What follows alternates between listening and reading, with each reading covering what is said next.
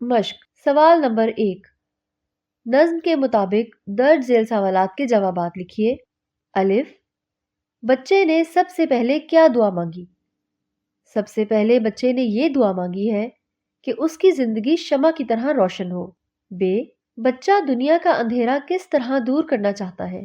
بچہ کہتا ہے کہ اس کی زندگی اس طرح روشن ہو جائے کہ جہاں پر وہ جائے اس کی وجہ سے وہاں کے اندھیرے ختم ہو جائیں۔ جیم وطن کی زینت ہونے سے کیا مراد ہے؟ وطن کی زینت سے مراد وطن کی خوبصورتی اور اس کی خوشحالی ہے۔ دال بچہ کن لوگوں سے محبت کرنا چاہتا ہے؟ بچہ کمزوروں اور تکلیف میں مبتلا لوگوں سے محبت کرنا چاہتا ہے۔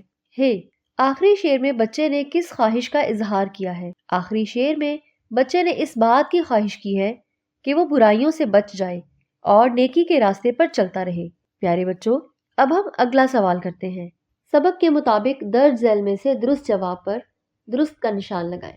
الف پہلے شعر میں دعا کی گئی ہے کہ زندگی ہو شمع کی صورت، چمن کی صورت، پھول کی صورت۔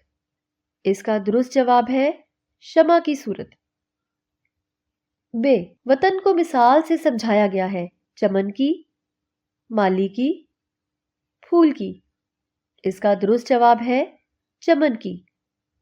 جیم بچہ بننا چاہتا ہے، علم کی شمع سے محبت کرنے والا، پروانہ، دیوانہ، پھول۔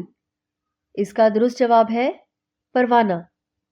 دال بچہ حمایت کرنے کی آرزو کرتا ہے، امیروں کی، درد مندوں کی، وزیروں کی۔